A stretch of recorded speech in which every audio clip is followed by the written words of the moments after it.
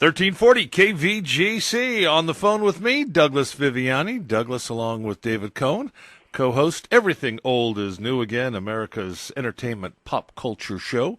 Heard Saturday and Sunday evenings at 6 o'clock right here on the mighty 1340 KVGC. Douglas, good morning. Good morning, Jim. How are you? Lucky the Irish to you coming up. You too, my friend. You too. Thank you.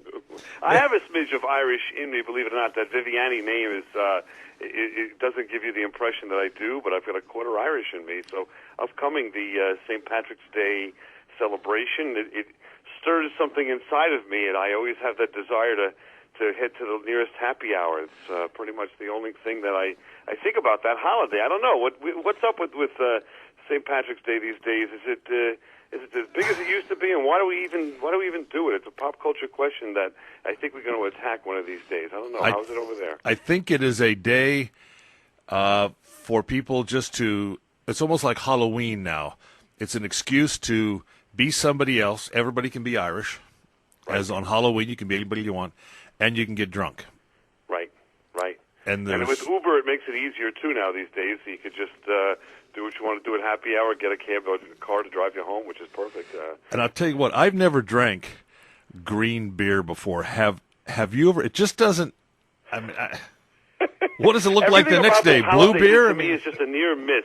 That is such a great idea. Doesn't it sound like, well, everybody wears green, and the kids get dressed up in green, and the leprechauns. I don't know if you whatever. The whole ambiance sounds great, but I've had that a number of times, and the green dye really just kind of ruins it. It feels like you're tasting I don't know.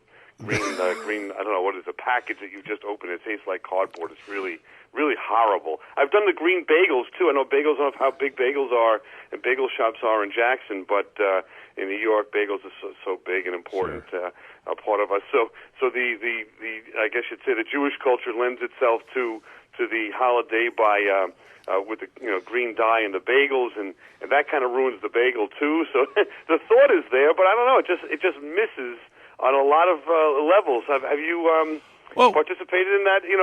Green food, or what? Well, a couple of there was a study done once on food, and they took different food items and colored them, like butter, changed the color of ketchup, mayonnaise, and then gave them to people, and people lost the taste for those because they didn't.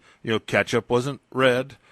Mayonnaise wasn't white, butter wasn't yellow, butter was green, and mayonnaise was blue, and ketchup was and so I think our minds, that green beer, I just can't wrap my mind around it. But we have a couple of big celebrations here. A big celebration that will take place on Saturday and Sunday of next week, in the 19th and 20th, and people will start rolling in actually on the 18th. It's called Dandelion Days, and it's an entire street fair. They'll close Main Street at the firehouse all the way down to the end of the street past the National Hotel at Water Street, and the entire length of Main Street will be taken over by little 10-by-10 booths, and it turns into like a street fair. And that sounds great, but it's not related to St. Patrick's. It's dandelions, or is it? Well, it's here's how it started. It started about 60 years ago. Antique dealers here in Jackson used to go back to Ireland to buy their antiques direct.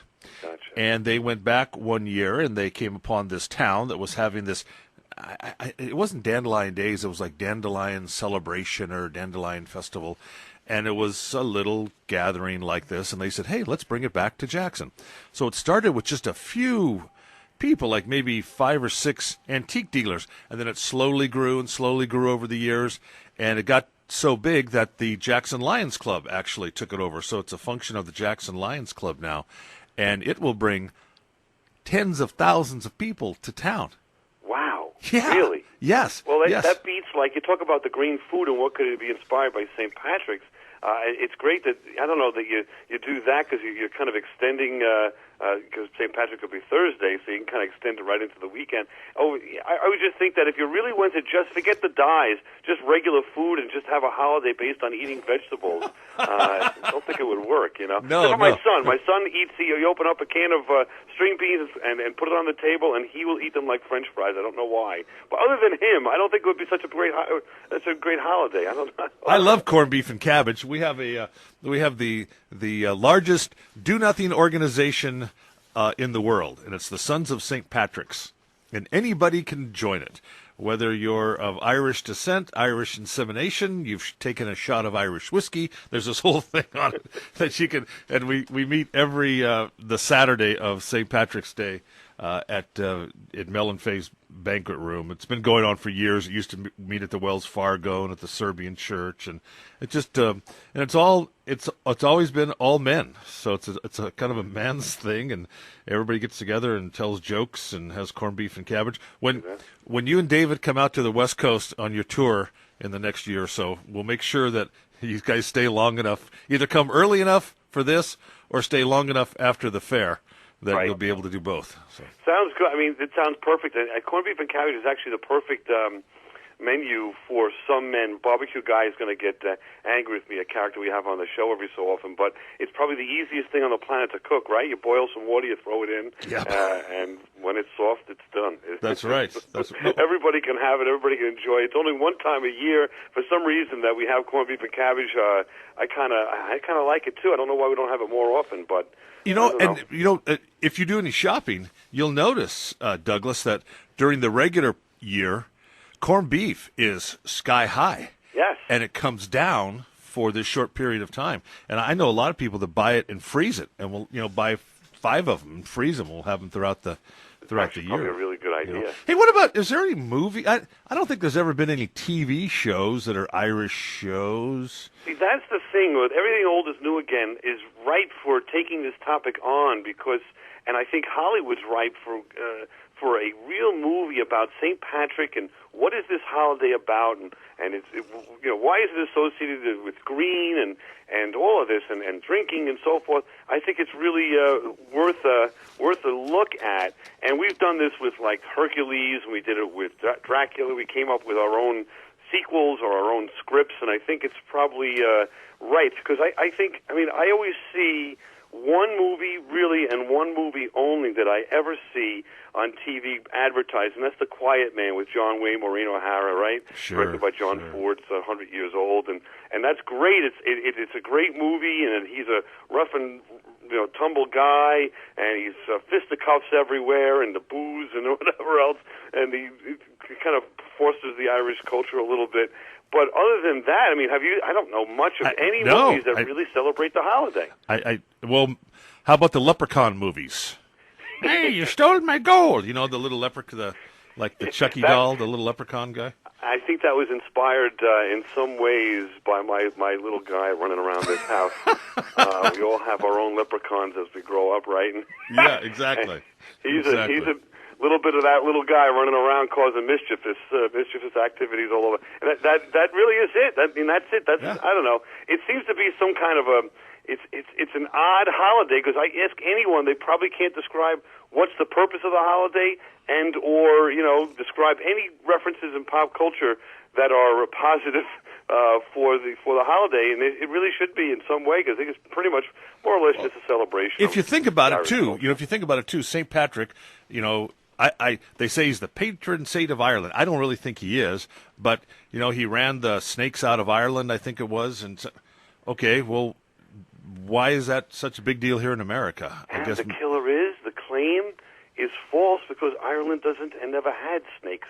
That's at least what I read online. So, So was that an illusion from St. Patrick being at the local happy hour too long, or his followers? I don't know. It's a whole mystery, and I think it's perfect for a show that celebrates pop culture and try to figure out why is it so popular to this day. Although I don't think we have an answer, but I think it's a fun topic anyway.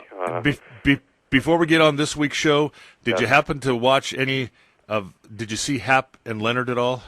I did not. I have not had a chance. Okay. I don't have that channel, so I'm going to have to look and see if I get it on like YouTube, the Sundance channel it's on, right? Yeah. I don't have that, so I'm going to have to dig up some way to find that by between now and next week. What I did do instead is I went to the KVGC website and I looked. I wanted to see the broadcast live, as you can do on your website. You get that webcam, and we talked all the way back. I don't know, maybe about a year ago about the studio itself and how terrific it is to see the studio and see what's going on there. And I noticed you actually, probably about a couple of weeks ago, hung up that picture.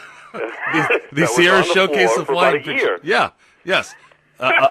I've been actually waiting. I haven't said anything. I've been waiting for you to say something. Because I did. I told GD, I go, hey, I was talking to Douglas today, and he was talking about that thing, picture. And he goes, well, just hang it up. I go, oh, okay. And so I, got the tape made. And if you notice, it's almost, it's perfect, because it bugs me, because I look at both of them at the same time. It is perfect. It looks perfectly level with the one on the other side of the door. If you're looking at, at the webcam, you can see it just in the back on the right side of that door. Yep. And it's of a wine. I think it's of a wine fair back in the day. Yeah. Sierra Showcase of Wine back in the late 80s, early 90s. So that goes to show that I've seen everything but that one show. I even, with regard to pop culture, I even know what's going on in the studio of KVGC. Hey, do you guys? You know what I was gonna ask you? I know that the news, didn't play too much Billy Joel, but how about Freebird? Did anybody ever ask you to play Freebird at all? We did. Freebird. This, for anybody who doesn't realize, that was the News was a band back in the 1980s, actually late 70s, in Half Hollow Hills High School East. Which is famous for birthing David Cohen and myself, and it's on Long Island, so it's odd that Southern rock was so popular, but it was back then. Freebird was the anthem of our high school, whether we liked it or not, and David didn't really. He was more of a vinyl kind of guy, like a punk rock, new wave kind of guy. But every concert we played, they were screaming for Billy Joel, and we couldn't give it to them. So instead, we played Freebird, and it is still, it lives to this day. I think we spoke about that a little bit. This week we're going to speak about that in quite a bit of detail, because this week I don't know what it is. It's when you talk about yourself. We never really did this on the show, but when you talk about yourself, you seem to be able to do it forever. So we left so many topics on the table from last week doing that, putting our show on the proverbial couch, on Sigmund Freud's psychological couch, as to why everything old is new again even exists, and what's the idea behind these hosts, who are they, and why are they even doing this. We focus a lot on the music, certainly television and movies as well, but this week a lot of the music that influenced us growing up, and part of that certainly was Southern rock and Freebird, and sure. I actually had tickets to see that band in the Nassau Coliseum before they passed away in that plane crash. I think it was 78. Yeah. I had tickets to see them, and how, of course, the show was canceled. It's amazing. I can remember coming back from I had an afternoon class in school, and I was in college, and I came back to the dorms, and people were just sitting around, and I said, "What's the matter?" "Oh, Jared, no." And they said, the plane had crashed. The members, most of all the members of the band had died, and I was like, "Wow, that." And it was the first time that somebody, I guess, I don't know what you're going to call famous person, but somebody of fame passed away, that it really affected me. Oh, yeah. Think about it. Back in the day, they were, and they still are popular now, but they were huge back then. Tremendous, I think, musicians, very creative. These guitar solos were amazing. Everyone loved it. It was a different kind of music that was coming to the forefront. They just came out with the Street Survivor album, which is an album that was really tremendous. And so top of the game, and all of a sudden just gone. I don't see or hear in any of your stuff Bruce Springsteen. Was the boss of? Was he a pop? He's from I guess he's from Jersey, huh?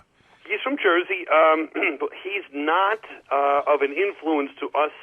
And I don't know why, in any way, shape, or form. And in fact, I got into trouble in college because I went to Providence College in Rhode Island, and the ladies were apparently enamored by Springsteen, and I wasn't.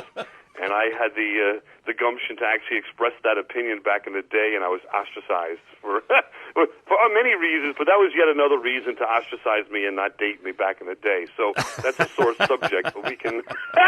That's a good question. Why he's not? He really doesn't resonate with us at all, and I don't know why. Because I know. I just think he's just. To me, I'm going to get into trouble, but he's not that creative. It's not that fun. The live show is tremendous, and I agree with that. But the music you can't tap your toe to. It's more an electrical kind of. I don't know what would you say. Folky kind of music. I'm just not into it. What can I say? How about the Ramones? Well, see, now the Ramones is totally different. The Ramones, to me, now I can't listen to it now too much, but back in the day, they were one of these bands that just were able to, they just took the stage, they knew maybe about 5 chords, but they had attitude, they had fun, and they promoted and gave you the idea that, you know what, you don't have to be an expert musician to start having fun on stage. Go ahead and do it and make your own music and have some fun. And that's kind of what inspired a little bit the News, our band back in the day to get rolling was, you know what, these guys make it sound like it's within reach, so let's give it a shot. Don't you wish you had an extensive collection of not show tunes, but show recordings that you could somehow digitally put together, remaster, clean up, and you could release it to all your friends? Well, actually, I dug up for that show last week and for this show, but especially last week, if you heard, we played. I heard a little bit. I dug up I could do a live album. I could do that Skinner live album they have. Yeah. I could do a live album of the News. It actually was recorded pretty good. The News live at Budokan. There we go. Yeah, live at the Candlewood Junior High School. That was our big facility, and in front of those 37 people. But we could do it, but I don't know if we would be on the air much after that. All right, Douglas. We will tune in at 6:00 tonight, and again at 6:00 tomorrow night on Sunday for Everything Old is New again, and find out a little bit more about David and Douglas on Everything Old is New again. Thanks for the call. And we'll look forward to more of the news. Enjoy the